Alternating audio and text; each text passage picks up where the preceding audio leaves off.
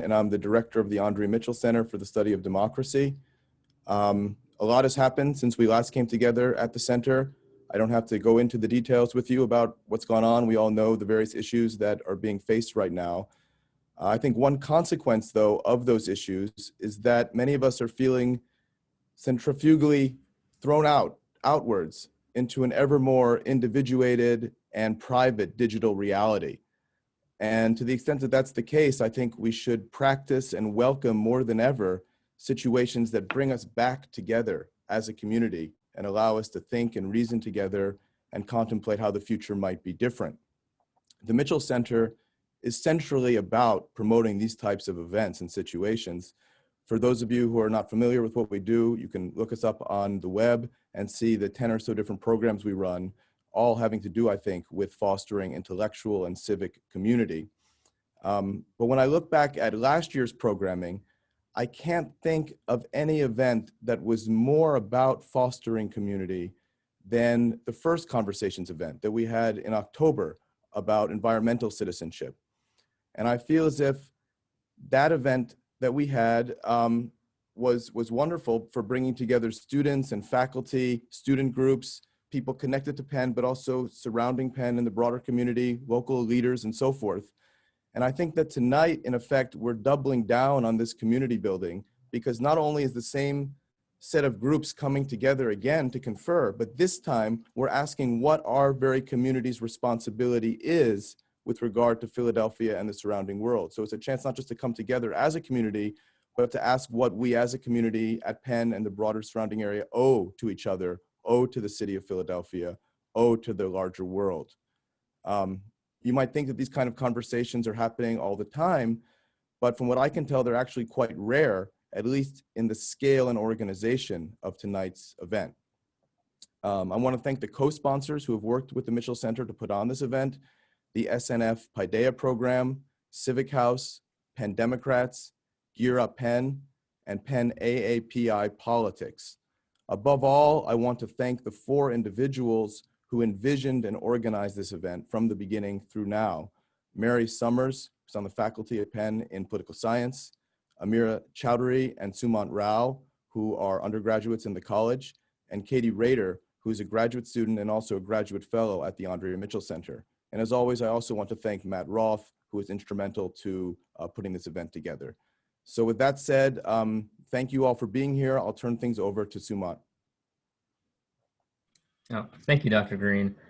Yeah, the Mitchell Center has been, one of the Government Politics Association's, biggest advocates for a number of years. So we're really thankful for all their support. And yeah, I just want to thank everybody for taking the time out of your day to attend this event wherever you are in the world, because this is extremely important and relevant to the Penn and Philadelphia communities. This is why pilots, Penn's responsibility to public education and community justice. I'm Sumant. I'm the Vice President External Affairs for the Government Politics Association, and I will be moderating this discussion. I would first like to thank or follow up on what Dr. Green said and thank our many wonderful co-sponsors, Penn Democrats, Gear Up at Penn, who prepare local Philadelphia high school students for their post-secondary pathways, Matriculate, who advise high-achieving, low-income high school students in Philadelphia, BARS, Beyond Arrest, Rethinking Systematic Repression, one of Penn's criminal justice reform and anti-carceral advocacy groups, Penn AAPI Politics, which promote political efficacy in the Asian American Pacific Islander community, and Penn Justice Democrats, Penn's independent progressive student group. All of our co-sponsors helped a lot with the advertising, as we'll see, helped draft a lot of the questions that our panel will be responding to. Now I'd like to provide a rough schedule for the event and handle some logistics. So we have both a Q&A and a chat functionality. The Q&A is for submitting questions that the panelists and me as a moderator can see. However, if you want to converse with other chat members, engage in dialogue, that belongs in the chat. In terms of schedule, first, each of our panelists will give a 5-minute opening remark with opportunities to respond to each other after everyone has spoken. Next, the panelists will respond to a set of questions drafted by our co-sponsors. After that, we'll proceed to an audience Q&A portion of the event. Please submit questions through the Q&A function. And finally, we'll end with closing remarks from our speakers, next steps, and follow-up events. With all of that out of the way, and without further ado, I would like to introduce the panelists for our discussion, who all bring a different perspective to the issues that this event is about. First, we have Devin Spear, who is the Executive Director of Philadelphia Jobs of Justice, a multi-issue economic justice community organization, and who graduated from Penn School of Arts and Sciences in 2017. Next, we have Sarah Min, who one of the lead organizers of Penn Community for Justice, who is a special education high school teacher turned social worker in West Philadelphia, and who graduated Penn School of Education in 2016, and from Penn School of Social Policy and Practice in 2020. Next, we have Dr. Dennis CULHANE, who's a professor in Penn School of Social Policy and Practice, the Dana and Andrew Stone Chair in Social Policy, as well as the co-principal investigator of the Actionable Intelligence for Social Policy Initiative.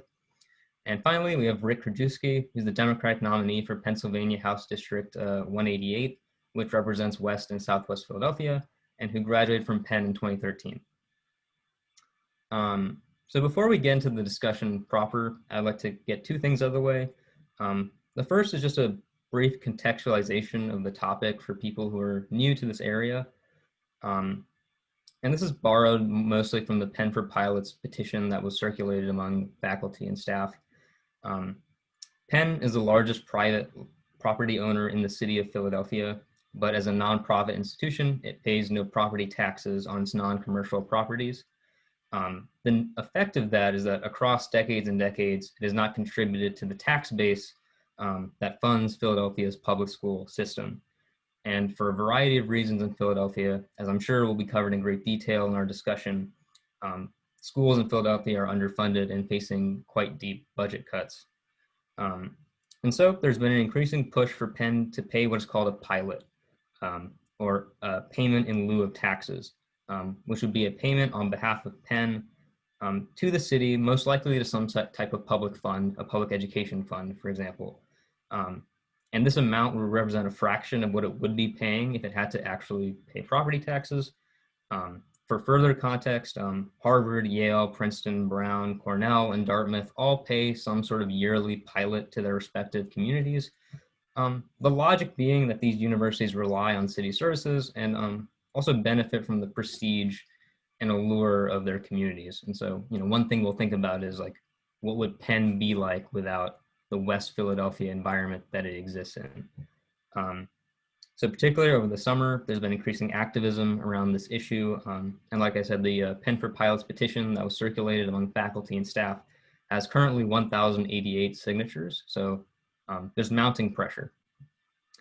And then finally, a quick note, I would like to say that GPA has a well-established commitment to nonpartisanship and respectful civil dialogue across the ideological spectrum. And in accordance with that, we invited the Provost's office, the Office of the University Secretary, which handles the communications for the Board of Trustees, as well as the Penn Office of Government and Community Affairs under Amy Gutman's office to send a representative to the panel. The Provost's office kindly declined, explaining that this issue is not in their purview. Meanwhile, the Office of the University Secretary and the Office of Government and Community Affairs simply did not respond to our outreach and invitation. So I just want to ensure the audience that we did our due diligence to give Penn Admin a platform on this panel in accordance with our core mission as an organization. And in the future, we'd be happy to work with them if they would like to participate in critically important discussions like this. All right, and so now we're ready for our panelists' opening remarks. Just one sec. We'll start with Devin Spear, then go on to Sarah, then to Dr. CULHANE, and finally end with Rick KRAJEWSKI. So yeah, I'd like to invite Devin Spear to kick everything off. Great, thanks, Sumant. So I'm happy to be here with you all tonight. Like Simone said, I'm the Executive Director of Philadelphia Jobs with Justice. And so for context, we're coordinating a citywide campaign calling for multiple big nonprofits to make these payments. So it's not just about Penn, but obviously Penn is incredibly important as the largest private property owner in the city. So I've been involved in various efforts to call on Penn to make payments in lieu of taxes for several years now. So I've had a lot of time to think about the central question posed by this event. And so with that in mind, I want to use my time to address something that I've heard over and over again from the university. So Penn has argued via spokespeople for the Netter Center, the Office of Community and Government Affairs, and the Board of Trustees that direct payments in lieu of taxes will foreclose on a mutually beneficial relationship between Penn and West Philadelphia. So in response to that, I want to share a quote from a 2019 article by Ruth McCambridge, a nonprofit quarterly. McCambridge writes, attempts to retrieve either property taxes or payments in lieu of taxes generally focus on the largest institutions. And in these cases, those institutions should voluntarily attempt to recompense the surrounding community for an agreed upon proportion of what the institution would have owed in tax payments were they on the rolls. That money should not be figured in kind, but added as cash to city revenue. Not to do so will continue to feed resentment based on perceptions of common sense fairness. So in other words, for years, Philadelphians have been witness to the crumbling infrastructure, the severe understaffing, the toxic levels of lead and asbestos in their public schools, and they see a crisis that Penn has not succeeded in ameliorating via these mutually beneficial programs. They see administration compensation packages in the millions. They see brand new dorm buildings filling every square foot of open space on Penn's campus. And they see the largest private police force in the state patrolling their neighborhoods. According to the New York Times, the median family income of a student from Penn was $195,500 in 2017. That same year, according to the Inquirer, the median household income in Philadelphia was about $45,000. Penn also has a long history of forcibly altering the communities around it, resulting in a steep decline in the number of low-income people of color in University City. This wasn't an accident. It was a calculated and intentional project to transform West Philadelphia into an area that would be palatable to a wealthy student population. So I would argue that this has never been a mutually beneficial relationship, but a system that concentrates wealth within elite institutions at the expense of the vast majority of working families. Pilots aren't a barrier to collaboration between universities and the communities in which they reside. They are the bare minimum that wealthy institutions can do to address the rising tide of income inequality. I also want to emphasize that we can develop a pilots program in ways that promote innovation and civic engagement and democracy. So Philadelphia Jobs with Justice is not just calling for direct payments from our city's largest nonprofits to unaccountable bureaucracies. We're calling for the establishment of a public fund, which we're calling the Education Equity Fund, which will supplement the school district's budget with targeted support for the most essential needs of students, staff, and teachers. In other cities, big nonprofits have done exactly what McCambridge warned against. They've diverted payments into private entities with opaque processes for distributing money. They've insisted upon putting a price tag on their community programs and deducting that from their payments. And not only are these kinds of programs undemocratic, but they're also unstable. Pilots have a complicated history in Philadelphia, which I don't have time to go through right now, but I believe that part of the reason that the late 90s agreement under Mayor Ed Rendell deteriorated quickly was a lack of transparency and public accountability. So as we fight for a more equitably funded public education system in Philadelphia, the last thing we need is a closed-door deal that gives wealthy institutions control over funding for our schools. Philadelphia needs a pilots agreement that meets the most essential needs of our most vulnerable public school students, which means that we need the city to establish an education equity fund for our city's largest nonprofits to pay into via pilots, and we need Penn to agree to those terms. There is precedent for distinct funds established by city governments that receive ongoing dedicated sources of funding. For example, housing trust funds have in many localities broadly increased access to housing resources for low-income families. Housing trust funds are not public-private partnerships, nor are they endowed funds operating from interest and other earnings. In Philadelphia, the Housing Trust Fund was seeded by a deed and mortgage recording fee, and we think that pilots could offer a similar kickstart to a new fund for promoting equal access to a high quality public education. So my point is that a public democratic process is the best way to establish accountability and transparency for a stable and sustainable pilot agreement. And I don't mean to imply that this offers an exact blueprint for a perfect system, but I want to be clear that Penn has an obligation to work with the city to create the best possible system for a mutually beneficial relationship instead of unilaterally imposing one. So with that, there's a lot more to get into, but I am looking forward to hearing from my fellow panelists. Thank you. And I should have mentioned this before, but the guiding question behind these opening remarks is to respond to the title of the event, which is, first of all, why pilots, but then also what exactly is Penn's responsibility, if any, to ideas of public education and community justice in Philadelphia. And with that out of the way, I'd like to give the floor to Sarah. Yes, hello everyone. So thank you, Devin. I think she did a great job kind of giving us some context and for your years of just organizing for pilots. Yeah, so I have like a little thing I can read that I prepared. And if some of y'all, I know Devin, Philly Jobs with Justice and Penn Community for Justice, we collaborated on an action earlier this summer, specifically around a Dear David Cohen photo campaign and to demand pilots. So this is a rendition of my speak from that event. But yeah, so I'm here as a West Philly resident and as an alum of the Penn Graduate School of Education and the School of Social Policy and Practice, and an organizer for Penn Community for Justice.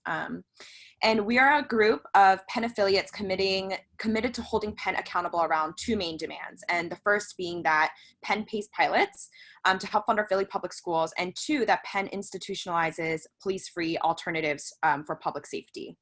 And after navigating Penn systems for the past 6 years, I am quite enraged by the ways Penn upholds white supremacist and classist practices that have caused serious harm to our communities. And just from my own personal experience, I began my career as a special education teacher at a Philadelphia high school in West Philly, and while attending Penn Graduate School of Education. And I noticed very quickly that the practice of Penn using Black and Brown communities as guinea pigs for learning under the name of social service learning is quite common. And while the city served as a learning environment for my cohort of teachers in training, Penn did nothing to give back to the communities that helped us become qualified educators. And no, them using undergrads as like tutors is not helping our education system. Okay, so that's not what I'm talking about. And so it was clear that the benefit to Penn is far greater than the benefit to our Philly public school students. And it was then that I realized that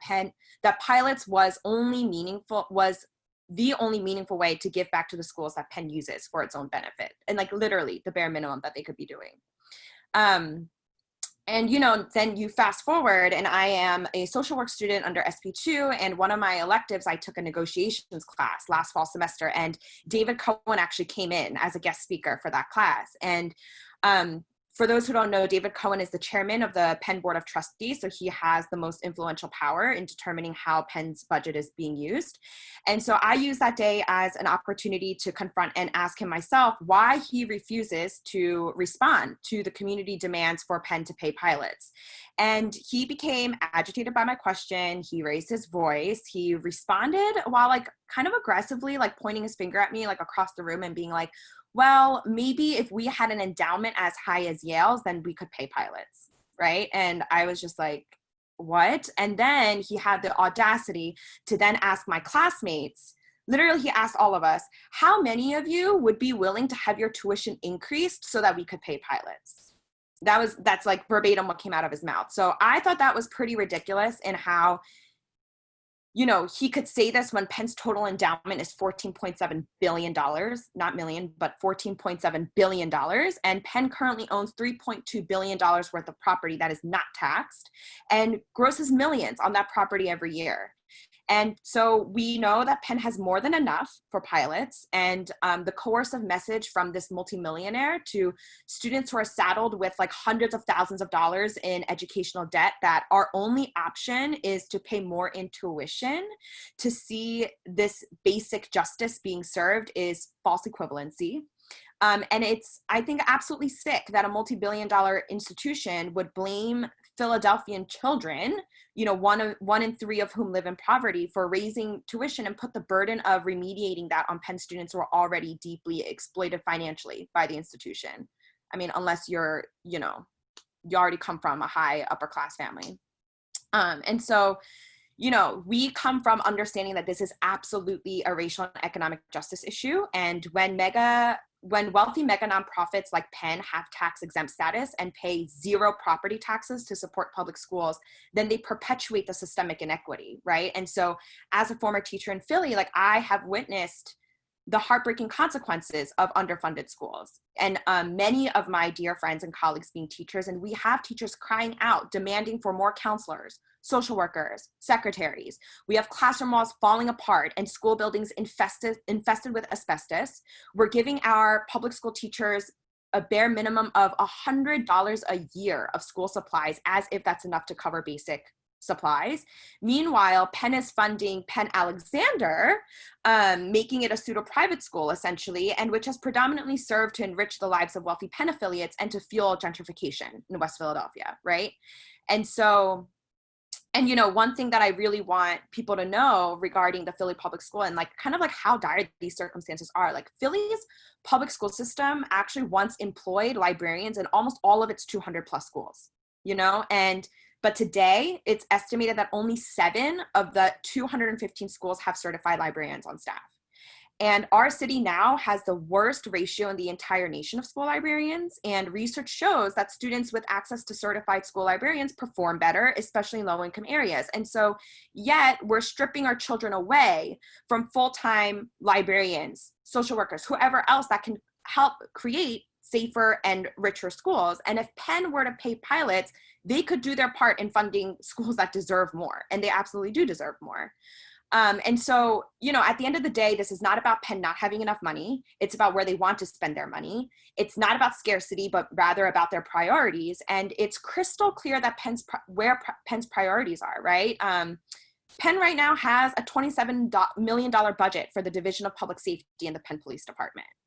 And so we need to start asking hard questions like, why are we investing more in private policing than public education, right? And how can Penn justify its role in the police assault on 52nd Street, but can't rationalize a path to pilots, right? And like, as students, like, we need to be asking these questions amongst yourselves, your professors, faculty and staff, and Penn affiliated community. And so at this point, we know Penn has profited way too much off of the city.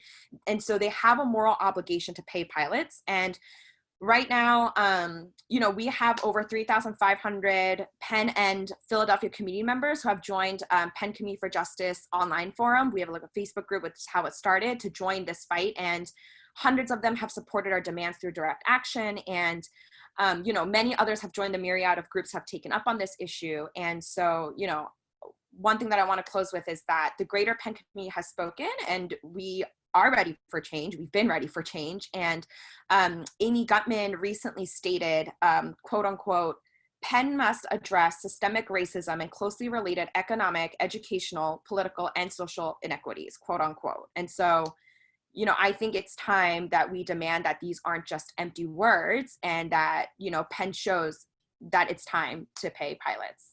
And oh, thank you, Sarah. I'll now give the floor to Dr. CULHANE.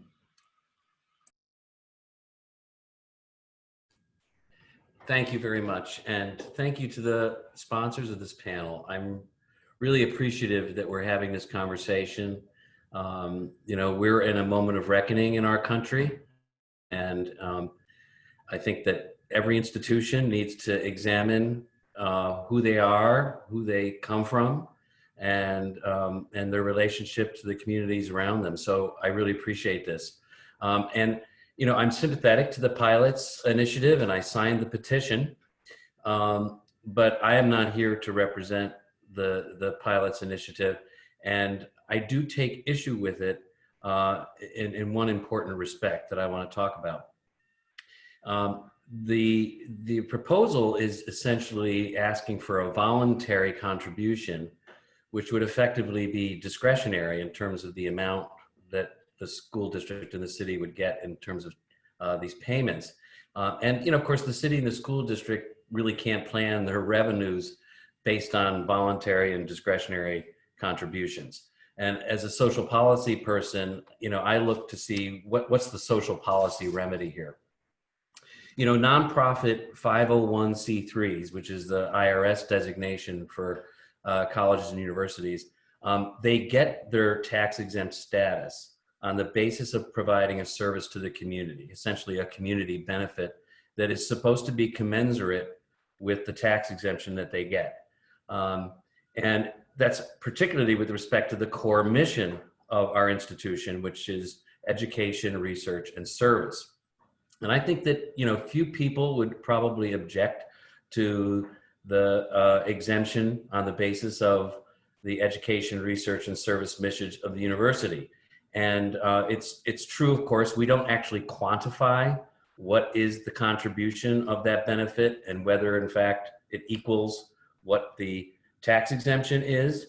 Although I do know that the university has, at different times, tried to quantify at the school level and the center level, what are the services that are provided, you know, by Penn to the community.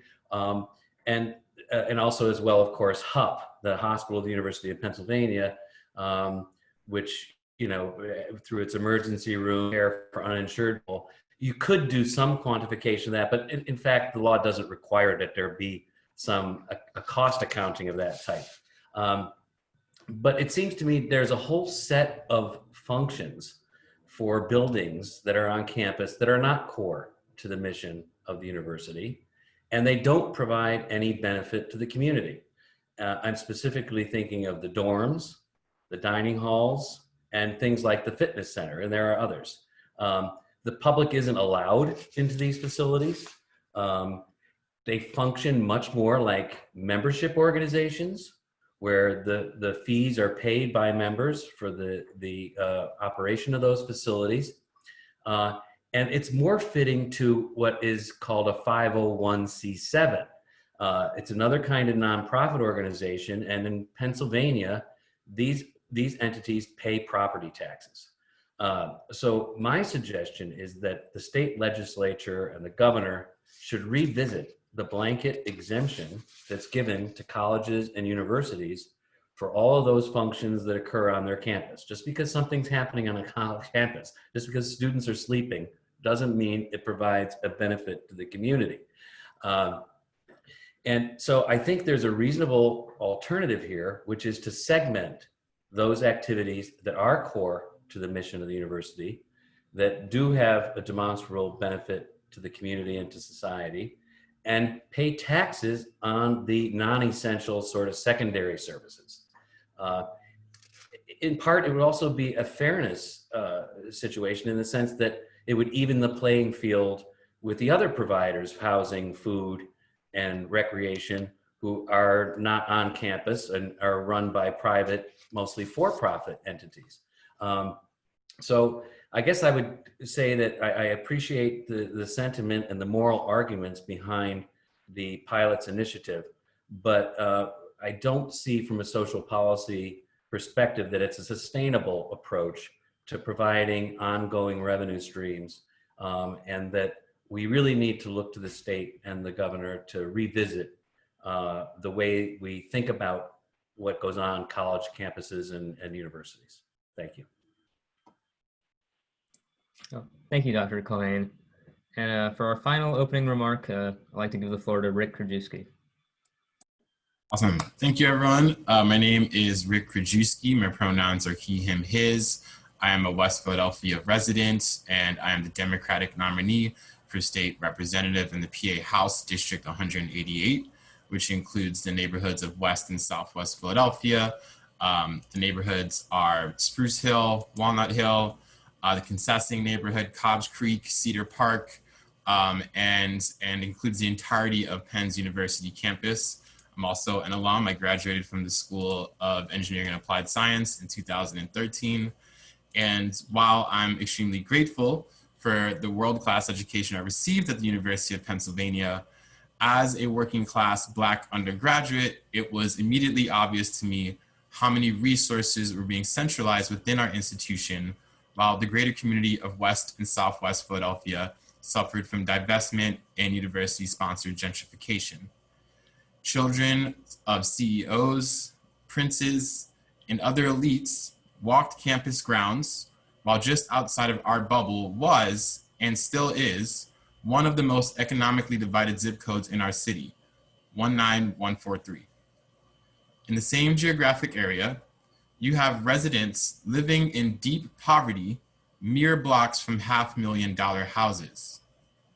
A 20-minute walk from Penn Alexander School, a highly desired public school financially supported by Penn, leads you to Avery D. Harrington School, a West Philadelphia public school struggling with a lack of resources and overcapacity class sizes. An uprising in our residential neighborhood was responded to with overwhelming military force, with the Philadelphia Police Department and campus police coordinating, while tear gas and rubber bullets rained down from SWAT forces, indiscriminately hitting elders and children bystanders. And a gun epidemic rages on, a tragic symptom of systemic poverty colliding with a public health crisis.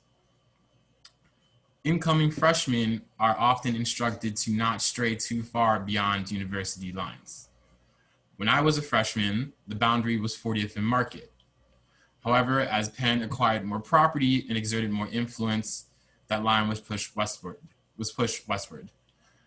Students are often told it's for their own safety, but it also serves a purpose of dividing and shielding them from the divestment, mass policing, and hyper-focused development that has been spurred in West and Southwest Philadelphia. In 2015, driven by my commitment to West Philly and a desire to expand access to education resources, I began teaching volunteer classes at Huey Elementary School, at the time a public school on 52nd and Pine, right next to Malcolm X Park. I taught 5th and 6th graders basic computer programming skills because I knew from my own background that many inner city kids were not exposed to STEM field topics from an early age. For 6 months, we instilled a sense of wonder in our students. They were so eager to learn, and it seemed as though the possibilities were endless. But in the beginning of 2016, I was told that our program would be discontinued without any further explanation. I was dumbfounded because our program, which was part of an outreach initiative run by Moelis Access Science, a Penn project, was callously pulled out and transferred to another school. And I later found out that this was because Huey was an underperforming school. And as such, it was shuttered and converted to Global Leadership Academy, which is a charter school. And my heart was broken when I had to go into that classroom and tell our students we wouldn't be teaching anymore. I could see the disappointment in their face, and I had to live with the feeling that perhaps I was one more disappointment in a life of several. Had Penn paid the same attention to Huey School that it does to Penn Alexander, it could have been a well-performing school. It could have had adequate student-teacher ratios, appropriate funding for school supplies, and children who excelled because they were given the support to do so. Instead, the murals of Malcolm X on his exterior were replaced with cold gray and blue paint, and Global Leadership Academy more closely resembles a prison than a school. It is time for Penn to step down from its ivory tower and have a real mutual partnership with all of West and Southwest Philadelphia. This can mean community benefit agreements, where community members are given real input on land usage and development. It can mean adopting affordable housing practices to keep both students and surrounding community housing at fair rates, and adopting reinvestment policies like pilots to put money back into the public resources that our university benefits from. Our public schools are struggling with systemic underfunding, compounded by further cuts during COVID. Penn has an endowment of $14 billion, one of the largest in the country. If it committed to payments in lieu of taxes, an amount that would total a little over $10 million, this would be a small, easily achievable step in reconciling the university's relationship to our community. So that's why I am also asking that Penn adopts this policy in conjunction with the creation of an education equity fund that could be publicly administered. Those are my opening comments. Thank you. Oh, thank you. Yeah, thank you to all the panelists for those opening remarks. We'll now transition to considering the questions drafted by our co-sponsors. The way this is going to work is that the panelists can respond to any question they would like to and are not obligated to respond to every question, only if they feel like they have something to contribute to the question. And so I'll start with the first question, which is from Gear Up at Penn. The question is, Gear Up is proud to serve schools, students, and teachers in West Philadelphia. However, our tutors and coaches realize that our efforts represent a fraction of the impact that Penn could be making in the community. From both academic and political perspectives, how can we encourage the university to recognize that their current civic engagement model does not go far enough to address systematic barriers to quality K-12 education? Yeah, so if any of the panelists feel compelled to respond to the question, please feel free to do so.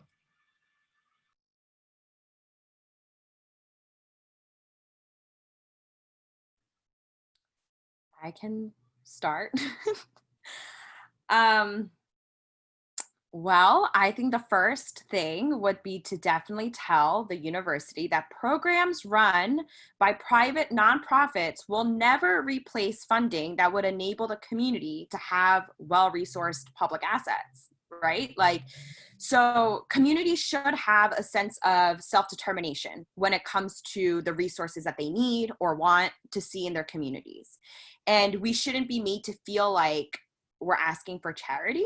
And like, this is, again, this is the least that Penn can do. And so, I mean, us, as I can kind of speak as a collective, as where Penn Community for Justice, where we kind of stand, is that we want to disrupt the normalized white supremacist mindset. And like, especially the white savior complexy mindset around that makes us believe that multi-billion-dollar nonprofits like Penn need a tax break, and furthermore that they should be responsible for aiding communities in need with charitable programs, you know. And so the only reason why these communities are in need is because wealthy institutions like Penn continuously exploit them through systems of gentrification, displacement, and their refusal to pay taxes.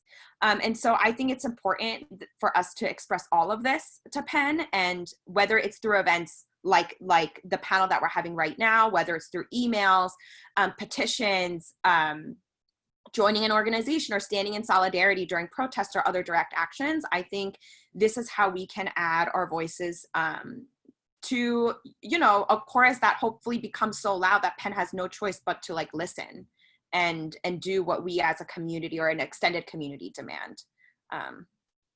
Those are my thoughts for the first question.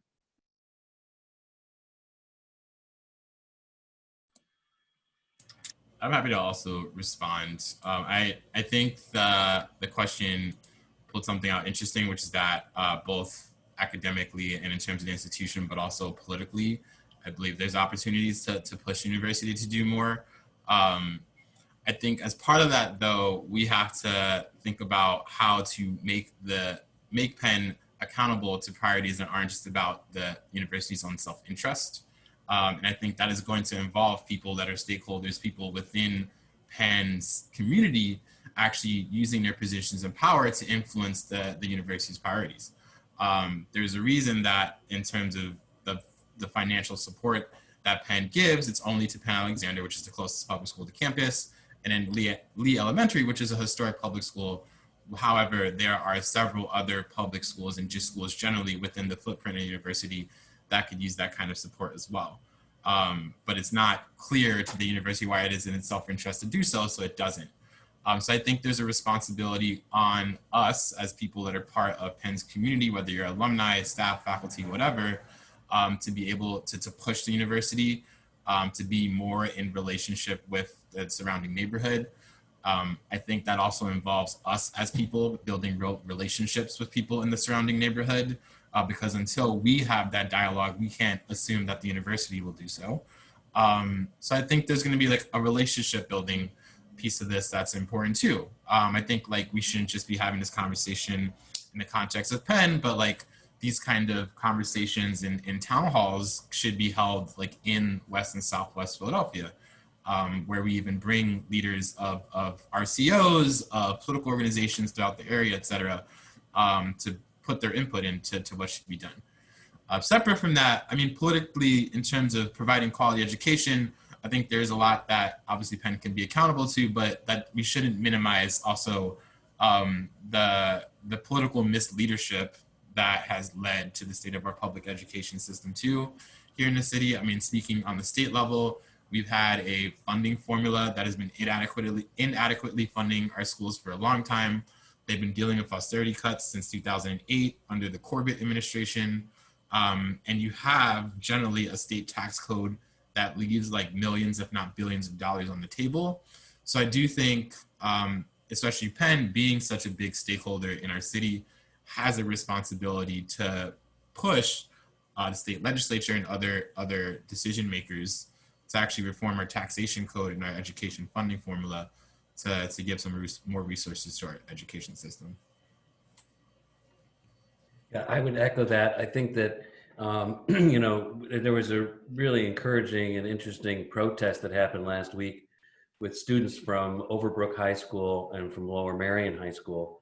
They're separated by a mere few miles, but they're worlds apart. The Lower Merion School spends a little more than double per student than the school district of Philadelphia.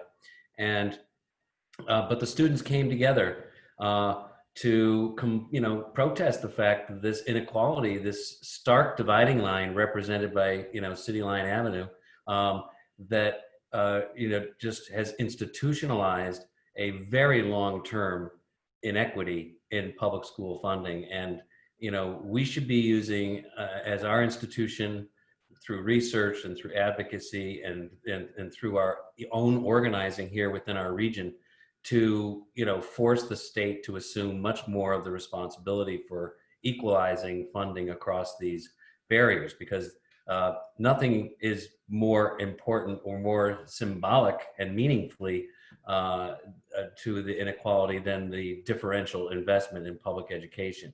I would also say that I think that as a West Philadelphia resident for 30 years, I appreciate the Penn Alexander School. It's made a contribution, but the city of Philadelphia is a much bigger place, and Penn is a citywide institution. We're not just a West Philadelphia institution, and the school district is in desperate need of support across the board.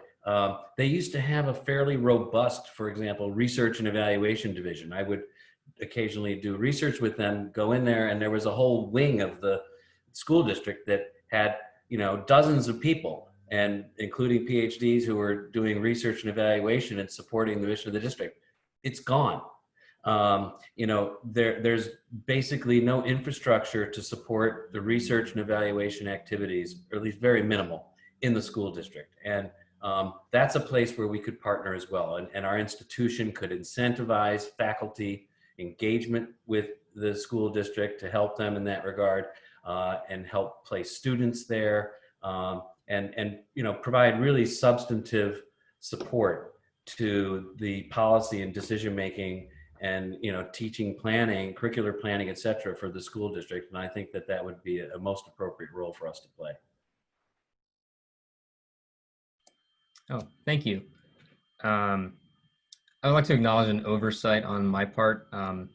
I forgot to include a space for the panelists to respond to each other's opening statements and the particular perspective that they brought to this issue. So I'd like to take a break from the co-sponsor questions and create a space for the panelists to respond to each other's opening remarks. I would love to respond to Dr. CULHANE. I think that you make a really good point, and I appreciate I have,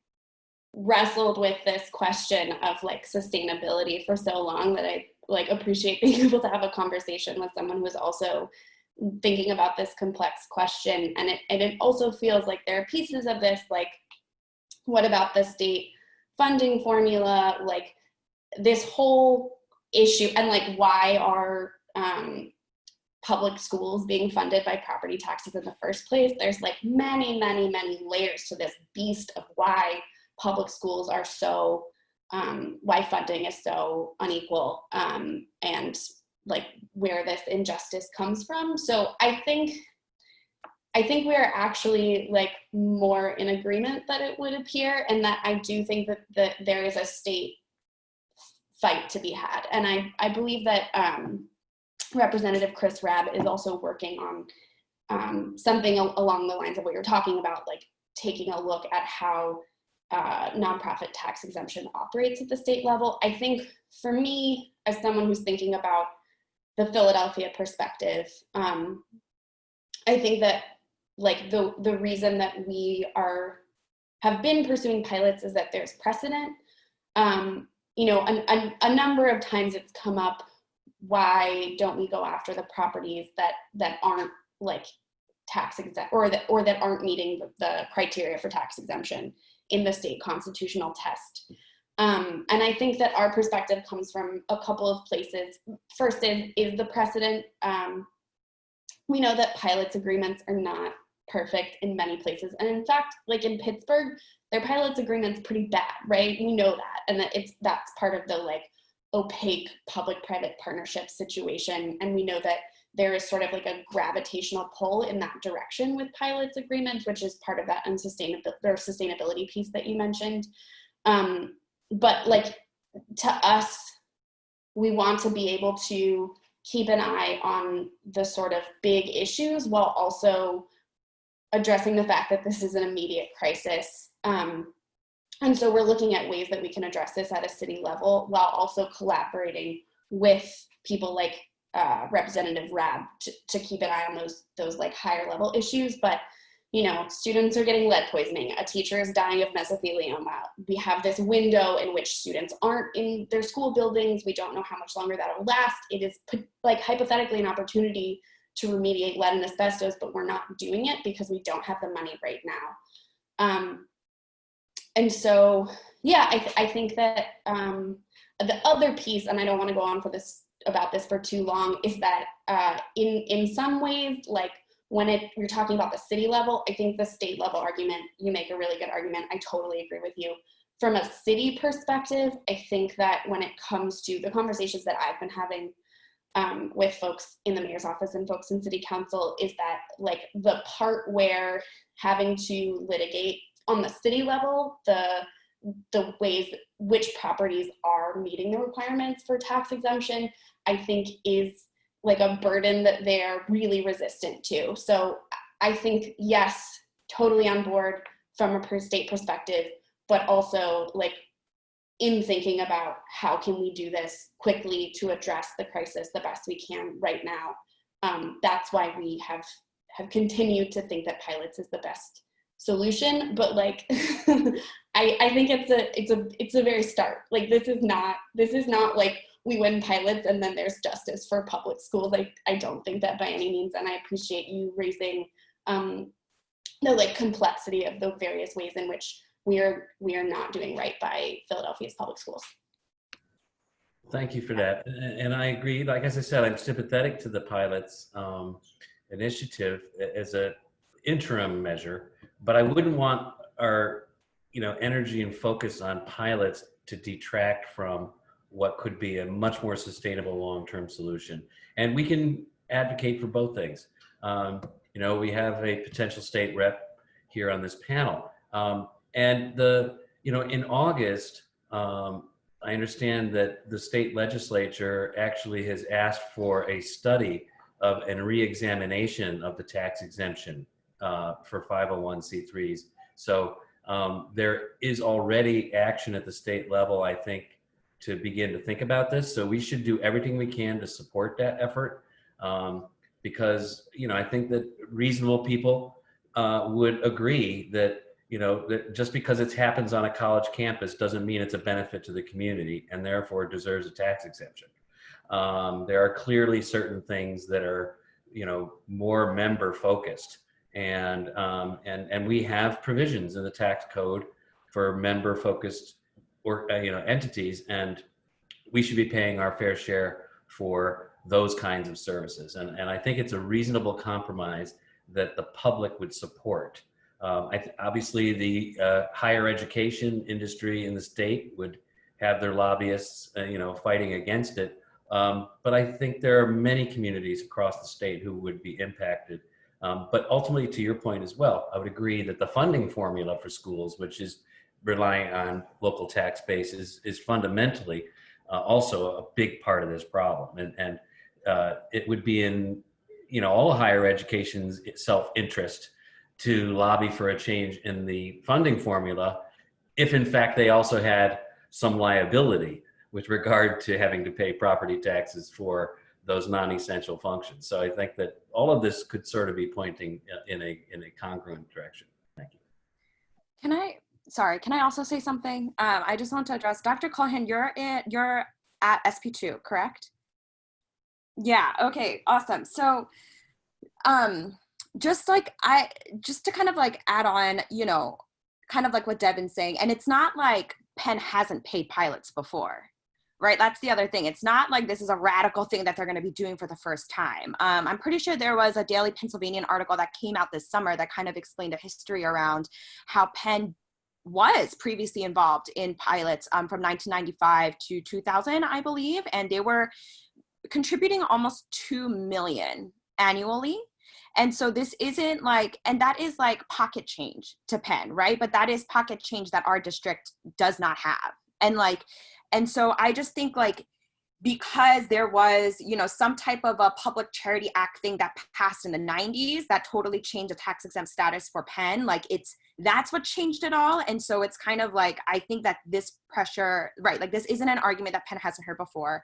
And another thing that I found was interesting, it doesn't have to be addressed right now, but just as an SP2 professor, I'm also kind of wondering, an SP2 professor, when I was a student, has shared with my cohort that a huge chunk of the reason why Penn is even able to have a tax exempt status is actually because of our field placement volunteer hours. So like part of our social work program, you have to do an X amount of hours to get our master's in social work. And one of our SP2 professors kind of let us know it's literally through our volunteer hours and the free labor of students that I think Penn is also able to benefit, and to say that they are a nonprofit and to able to get this status. So I'm just curious as to what could be even organized amongst SP2 professors, faculty, and staff to be like, hey, our school, to being the social justice school of Penn, we are benefiting Penn as an institution in X amount of ways. What are some ways that we can kind of leverage this?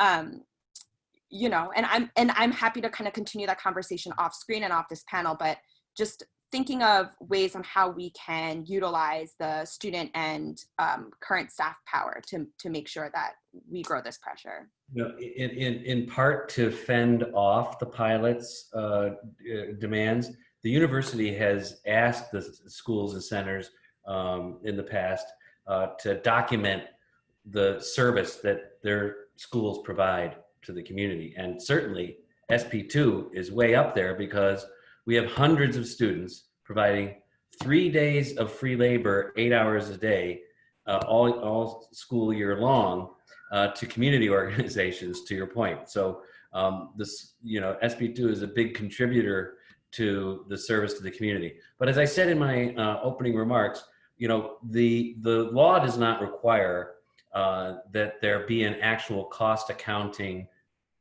measure of the commensurate contribution of these institutions and their service and benefit to the community relative to their tax payment. It's not actually accounted that way. I think from an advocacy perspective, the university has done this as an exercise to document that.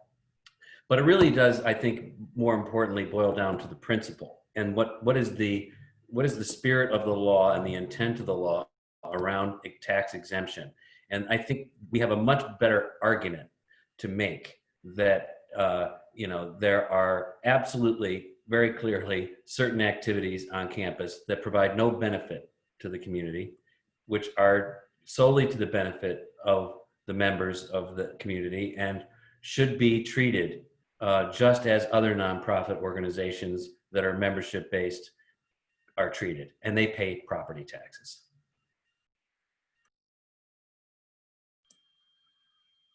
Oh, thank you. Yeah, apologies for my oversight. I'm glad the panelists had an opportunity to respond to each other's opening statements. And with that, we'll return to the co-sponsor questions. This one comes from BARS, and they simply ask what legislative or legal actions could pressure or force Penn to pay pilots, if any, which is obviously complicated because pilots are usually understood in the voluntary sense of, a voluntary payment. But yeah, what are some of the legal and legislative actions that could be used around this issue? So I think I want to jump in here, have thought a lot about this. Again, don't want to get too in the weeds. I tend to get too in the weeds because I think about this so much. But basically, the previous pilots program that we had in Philadelphia was not actually a very good blueprint for what we want to see in the future. This was like the city was on the verge of bankruptcy. Mayor Ed Rendell created this agreement using the pressure that the city had via the way that nonprofit tax exemption works in the state is based on this 5-pronged test that is a pretty high standard that you have to meet. And so, like Dr. CULHANE was talking about, like most people know that Penn is more or less not meeting this test, and it's not about like the percentage or whatever, but like overall. And so in the 90s, Mayor Rendell issued an executive order that essentially said, we're going to take a really close look at all of your properties, and like we have this precedent based on this constitutional test. So like it didn't say we're going to revoke your status, but it was very much like implying that there was going to be some trouble coming down the pike if they didn't agree to just go ahead and pay pilots. And this was like a pretty weak program. They didn't pay very much. This was fully mayoral prerogative. Like there was no community campaign around this. It was a way to fill a funding gap in the city budget.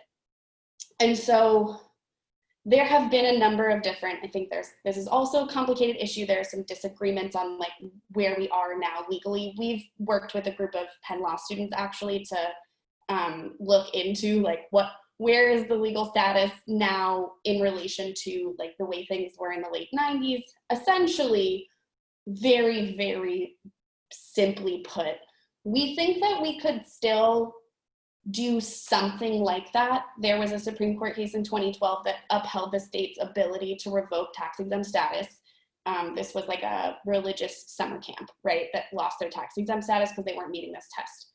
That said, we don't think that that's like dragging ourselves into a legal battle with Penn that could last many, many, many years because they have a lot of money to spend on lawyers for something that we don't actually have a lot of precedent for in the, like, without this sort of like avenue that, the state legislature is pursuing. Like where we stand now, a lawsuit, I don't think would produce a sustainable democratic pilots agreement, right? And we also know that city council can't just like tell Penn that they have to do it. City council did issue a resolution in 2015 calling on mega nonprofits to pay pilots, and guess what? They didn't do it because, city council can say they want it, but that doesn't mean it's going to happen. And so ideally what we have been trying to do is work with the stakeholders in these institutions to create community pressure, right? And also work with community members to pressure from the outside. And we do know that to some extent has worked in different places. So what we're trying to do is like create a campaign around pilots that has accountability and transparency at its core, instead of trying to move from this position of, basically a threat from the mayor, which can just dissipate as soon as that mayor leaves office. So yeah, there's a lot there. I'd be happy to talk about it more, but maybe not right now. And I think people should know that President Roden and Mayor Rendell had a special relationship. I think a lot of it was personal. And of course, our board chair for trustees, David Cohen, was the chief of staff to the mayor at the time. I think that was partly, there was some organic nature to that agreement. But I would say I agree that one thing we should note is I think that fraternities and sororities, I'm pretty sure, are 501c7s. Okay, so we already have housing clubs, if you call them that, and dinner clubs combined, which is what our dorms and our dining halls are, that already pay property tax, if I'm not mistaken, as 501c7. So this is not something that would be new or unusual, and they're interspaced in many cases on the campus. So anyway, I'm just drawing attention to the fact that this would not be a novel argument to make.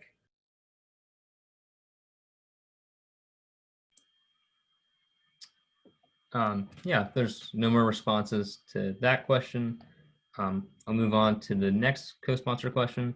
We'll probably continue with the co-sponsor questions until 7:15-ish, which leaves about 15 minutes for audience Q&A. This next question is from Matriculate, which does a lot of tutoring and college advising in West Philadelphia. And it's kind of a long question, so I'll try to go slowly. But so Matriculate is a subsidiary of Bloomberg Philanthropies run by Michael Bloomberg. Given the undeniable parallels between Penn not needing to pay property taxes on its non-commercial properties and the lower effective tax rates that billionaires and those of the top 0.1% like Bloomberg pay, do you also think there's a need to push people like Bloomberg on pilots or just a restructuring of the tax system? And also, do you think that Bloomberg Philanthropies and other billionaire-funded charities are the most effective usage of untaxed money, or should it be the discretion of the public? So I guess this kind of relates to what we've been talking about of the problems with, mega corporations and mega nonprofits, tax exempt status in certain respects. Yeah, it's an interesting question. Yeah, I'm happy to jump in and respond. I think Sarah brought up this point around the role of private entities and how privatization often is a misguided solution to the public problems that we think about and talk about. Because when you have a private institution, a private entity or an institution, they are accountable to their shareholders or their board or whoever is their inner accountability circle instead of the larger public or the larger society that they are claiming to benefit or claiming to provide benefit to, which makes it harder to hold them accountable. I think a perfect example of this is the struggle in our city around public schools and charter schools, in that charter schools are privately run. They're not held to the same public standards that public schools are. And on top of that, they are vying for the same funding sources that public schools are.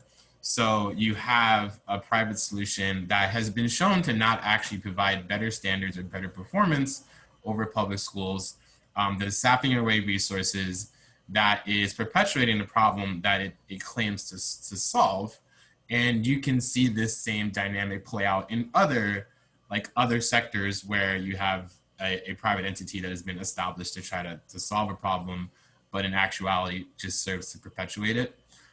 So I think just in that take alone, anything that we can do to consolidate funding, to consolidate resource streams, to consolidate tax funding should be done under the umbrella of public entities, things that we can control as community members, as voters, as residents. I think whatever we can do to make things more publicly owned and publicly run is the way to go. When it comes to taxation, yes, Pennsylvania, I think Pennsylvania's tax code is jacked up. It is very regressive because of a uniformity clause in this the state legislature that basically dictates that if you have a tax rate, it has to be like a flat tax rate, which often results in regressive taxation. We don't have capital gains tax. We don't have a wealth tax.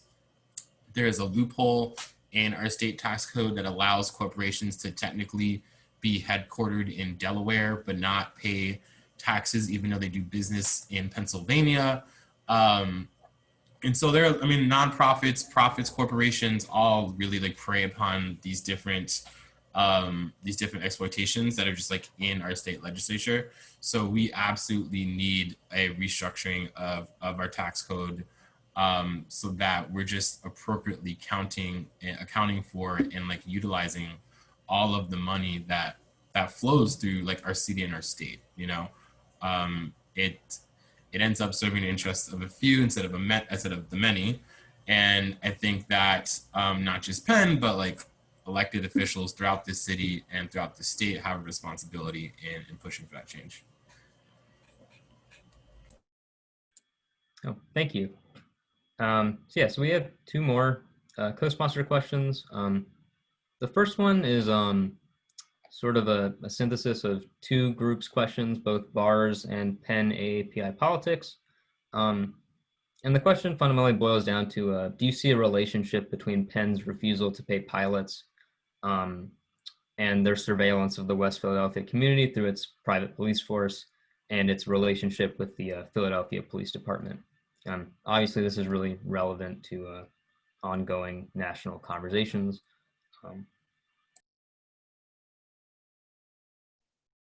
Yeah, I can start answering this one because it's very related to PCJ's demands around police-free alternatives for campus safety. You know, I think us as an organization, Penn Community for Justice, we've always seen the link between the issue of pilots and policing in the way that, you know, rather than protecting students, campus police often act as a mechanism for preserving the assets of the wealthy universities that employ them. So like in many cities, you know, we know that they are a militarized arm of the university system used to essentially like cleanse the campus community of who they deem to be outsiders. And to be doing that in, you know, we know that Philly is one of the nation's poorest city, and that is just something that just oozes entitlement and privilege that comes from a school like ours. And for us to, you know, Penn is not even that big of a school, but we have the largest private police force in the state. We have the second largest amount of full-time sworn police officers amongst all private universities in the country. We have the third largest campus police force in the country. And so there is a relationship there. And so, you know, while the city sinks further into destitution because it lacks public resources that should be furnished by Philly's untaxed 1%, Penn is able to profit from the displacement of Black communities in West Philly through the processes of gentrification. And we understand that Penn police as the enforcer of this process. And by monopolizing the housing market, you know, which was stolen from Black working class families through racist urban renewal programs starting way back even in the 50s, you know, they're able to economically exploit their students by charging, you know, ridiculously high rents and colossal tuition, right? And students are then made to feel unsafe in West Philly through the constant, you know, stroking of fear, whether it's through the Penn alert texts and emails and even through new student orientation. And then this is done to promote a reliance on Penn police and to keep the wealth close to campus. And, you know, and then you wonder why families can justify a cost of like a $2,000 a month apartment near campus for the safety that's promised by Penn Patrol Zone, right? And so, you know, this is all happening on Penn campus while just a few blocks away you have, you know, the West, while children in West Philadelphia are facing an education crisis, you know, food and housing insecurity. And while they are kind of vilified to be deemed as like the problem makers of West Philly, while Penn gets to, you know, feel good about offering a tutoring program, which reinforces this like narrative that we're constantly seeing here with Penn and the West Philly community. And so, you know, we are so in that way, we do see a lot of this being connected, and especially with the budget that Penn holds for its police force, I think it's yeah, pretty clear how that relationship works.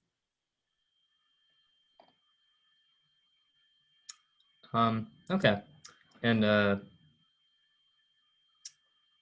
I guess this is we only have a minute to respond to this question, but what do you think is the most effective way for organized student groups to push Penn to pay pilots? What can student groups on campus do? I can jump in with a really straightforward answer. There is a pledge right now that is circulating to not make any donations to Penn for both students and alumni, current students, being future alumni, to not make any donations to Penn until they contribute pilots to the city. So I think that Katie can put that in the chat, but that's just I think there are a million ways to get involved.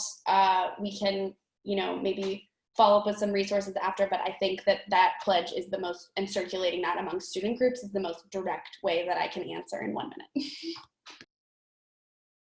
Yes, and to bounce off of Devin, we are Penn Community for Justice. We would love to invite new members, especially undergraduate students, current graduate students, alum, faculty, staff. I mean, this is literally, if you are a Penn affiliate and you want to continue and get creative about the ways that we want to keep pressuring Penn to do this, we welcome you to join us. And as we know, right now, these schools, they care about their reputation and they care about their money. So exactly like pledging to, stop donations, or even finding ways to get connected with other students who want to organize with you around this.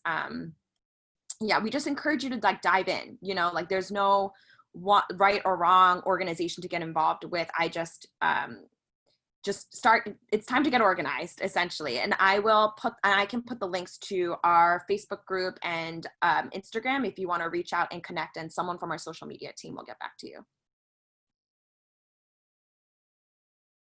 Oh, thank you. With that, we'll transition to the audience Q&A portion. Thank you to everyone who submitted questions. We got a lot of questions. We won't be able to get to all of them, obviously, but I'll try to get to the ones that seem the most interesting and pressing.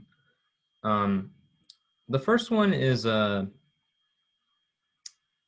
are the obstacles to a pilot's initiative for Penn? Is it just like the Board of Trustees and David Cohen, or are there other things in the Penn system that oppose this type of policy? Well, I would note that Penn has this mechanism called resource-centered management, and basically every cost center at the university has to balance their own books,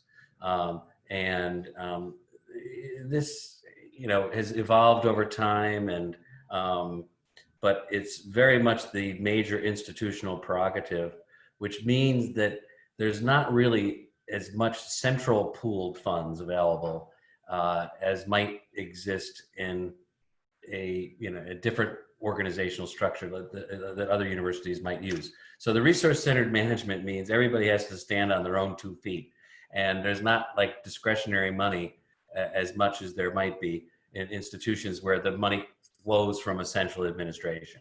And so that is an institutional barrier.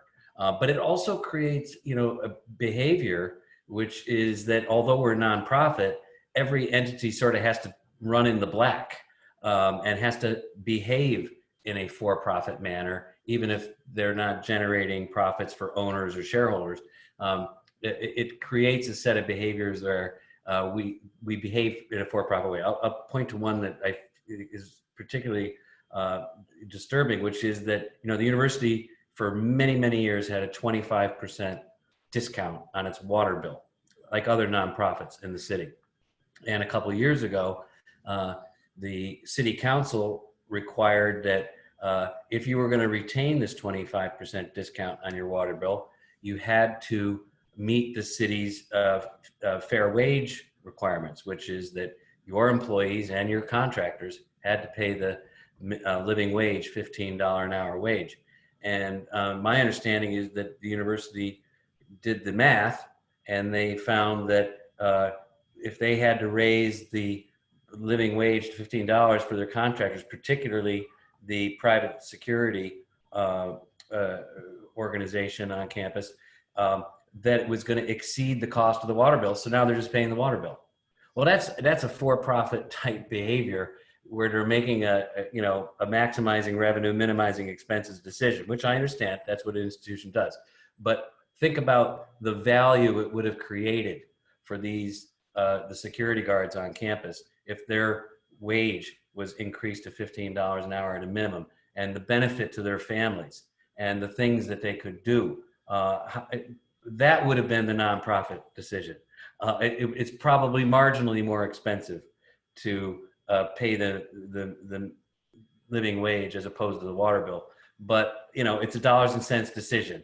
And the resource-centered management approach of the university kind of encourages this thinking, and it's a structural problem to the point of the questioner. Thank you. Our next question is an equity fund the same as pilots if it goes to schools directly and not directly to the city revenue, as the writer in Nonprofit Quarterly advocated for? So is an equity fund the same as a pilot program? Yeah, I can clarify what we mean by that. So the way that the city budget works is that the mayor makes a budget proposal in late February, and city council ultimately has to pass the budget. So there's this process of public hearings about the budget, and some of you may know that this past budget cycle, hitting in March, became very complicated for obvious reasons. But what we mean, so every year the city does appropriate money to the school district because from the general fund. So it's just a line item appropriation.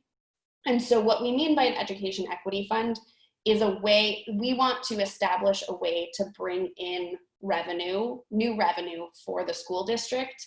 And because pilots are this voluntary payment and a lot of that negotiation has to be done by the mayor, we think that the way to create this system of accountability is that the funding comes in every year, right? Council expects to appropriate funding every year to the school district via the education equity fund. And so it's not like when we have these payments that go to the general fund and sort of get dispersed, right? Council feels the sting of losing out on the funding if these mega nonprofits aren't making their payments through the city budget to the school district. And this is not a, finalized mechanism. It's something that we're still working on, and think that we need to do a lot of collaboration with city council members and the mayor's office to figure out how this would make the most sense. But yeah, what we're going for is the greatest amount of public accountability, which means that there's involvement from democratically elected council members, and that Philadelphians have the opportunity to give public testimony on what is happening. Thank you. Our next question is, has anyone looked in detail into what, if anything, might need to be cut, or what new revenues might need to be raised in order for Penn to agree to pay a pilot? I guess we can also talk about what percentage of Penn's endowment would a pilot be? And this person's asking for, has there been specific budget analyses around this topic? And could Penn do everything it does now and still participate in pilots without shrinking? Without shrinking its endowment. Yeah, Penn for Pilots did a really great job answering this question in a way that I don't think I could summarize in a couple minutes. So I'm wondering if there is a way. I don't know if the presentation was recorded, so I might be offering something that doesn't exist, but I think if it's possible to send that out as a resource after. I don't think I could adequately address all of the questions in that in 2 minutes, but they have done a really excellent job at really thoroughly answering this question. I think that one of the interesting things that has emerged from the higher education response to COVID was that many colleges and universities made the decision to open their dorms and have people on campus, even though most of their classes might still be taught online, because they needed the revenue from the dorms and the dining halls. That I believe that many of them operate at effectively a profit to subsidize the educational mission. And you know, that became revealed because essentially colleges and universities were saying that explicitly. We're bringing the students back to campus because it's part of our financial formula. And so that's a tell to me that they understand that there's no market, there's no, for the rents that are charged in the dorms. The universities have a captive population. They have policies that make the students occupy these properties. And it varies depending on what their capacity is. They can make you stay on campus, for your junior year if they happen to open more dorms. And so I think that there's a number of reasons why we should be taking a second look at the housing and food operations. Thank you. Yeah, sorry, I'm just going to throw it in here one more time. If you're a student, let your school know that Penn police don't keep you safe, right? Like, y'all can start demanding that. And we know how much Penn puts aside in their budget for Penn police. And so, that's like one area that you can even tackle like right now.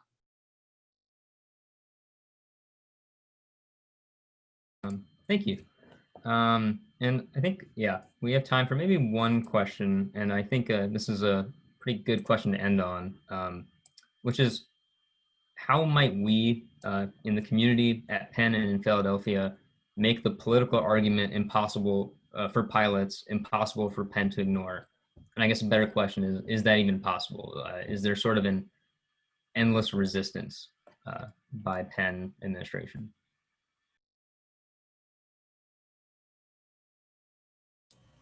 I'm happy to jump in and answer real quick. I do think it is possible. I think it is possible to create public awareness, like public tension, public outrage about an issue to the point where an actor is forced to respond. And I think that's like really the battle that Penn Community for Justice and Devin with Philly Jobs for Justice are in around like how do we educate not just the people within Penn's bubble, but also the people in Philadelphia and West and Southwest Philly about the fact that this is an issue that has been going on for decades, that is directly affecting them, that can be changed with enough public accountability and public organizing.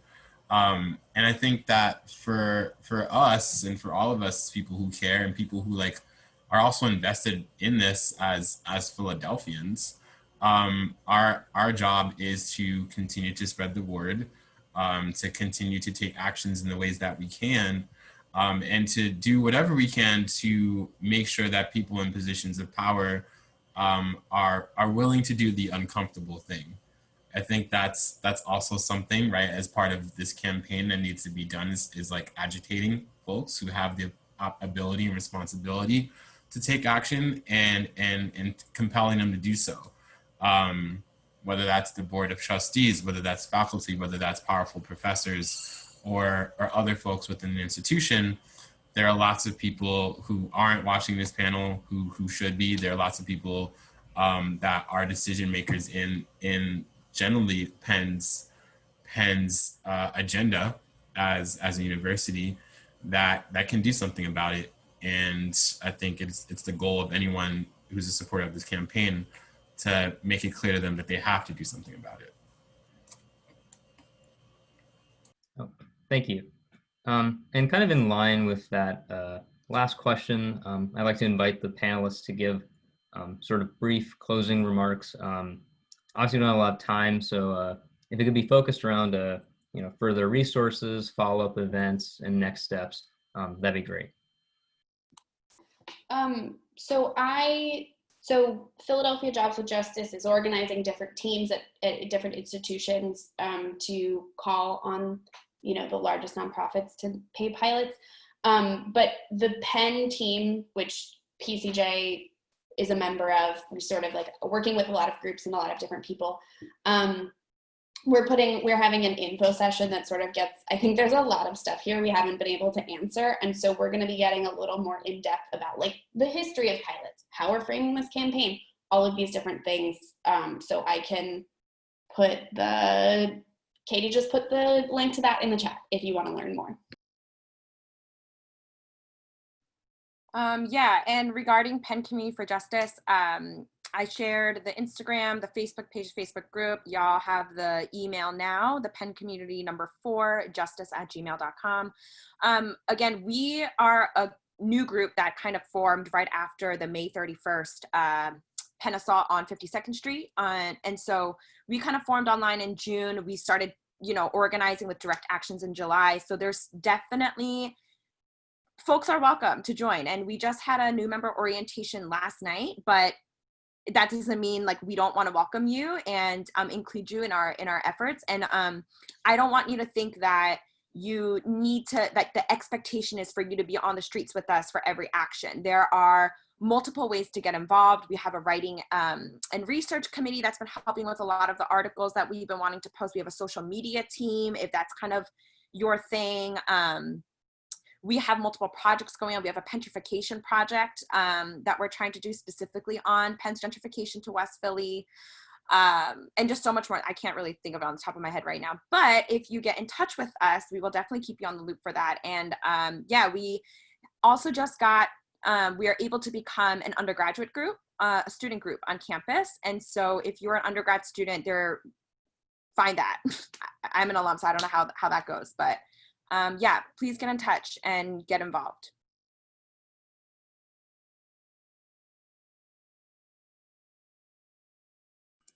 Well, I suppose, Rick, we should vote for you. That would be. Yeah, I'm happy to also provide a closing. You definitely should. Although I'm pretty fortunate and I don't have a general election challenger, but you should still vote for me and vote in general. And I'll say in terms of pilots, I'm in support of it, but I'm also following the lead of the other organizers that are like in this call and are part of the work in terms of what that means. I'm going to be engaging my base and making sure folks know about the campaign and supporting and throwing down how we can. If folks are interested in learning more about me and my campaign, I'm going to put my website in the chat, rickforwestphilly.com. I'll also put our Facebook page. We are doing some turnout for the general election, generally to make sure folks vote because it's a very important election. We're also doing some volunteer efforts around mutual aid in the surrounding neighborhood. So if people are interested in just becoming more engaged in West and Southwest Philly, you can sign up that way. Thank you for giving me a chance to speak on part of this panel. It was great. Yeah, and thank you also for the sponsors of the panel. I really appreciate the opportunity to meet with everyone here. And, not to sound like a broken record, but I think we should support state legislative action in this area that would reform how we treat the tax exemption for colleges and universities. I would love to see our own institution support that, although I know in their own economic self-interest, they may not be willing to do so, but they should at least support a change in the funding formula that would reduce dependency on local property taxes and increase the role of the state in providing more equitable funding for schools, which is long over needed. So with that, I again, thank you for inviting me to be on this panel. So yeah, with that, I would just like to thank all the panelists, first of all, for taking the time to sit with us and give us their insight from all their different perspectives into the issues of pilots, of Penn's relationship to Philadelphia, Philadelphia's relationship to Penn. I think this event was, sort of vitally necessary and important. I'd like to thank the Mitchell Center and all of our co-sponsors. You can check out all of our co-sponsors on the Penn Club's website, and all student groups involved in this issue will be on Penn Clubs. And of course, I'd like to thank the audience for choosing to spend an hour and a half of their time discussing and thinking about the issues that are so important and relevant to our many communities. Be sure to follow GPA and the Andrea Mitchell Center on Facebook to hear about all upcoming events. Again, thank you to everybody, the panelists, the co-sponsors, and the audience for making this event possible. And with that, that's it. Thank you. Thanks, everyone. Thank you, everyone. Take care. Enjoy the rest of your evening. Thank you.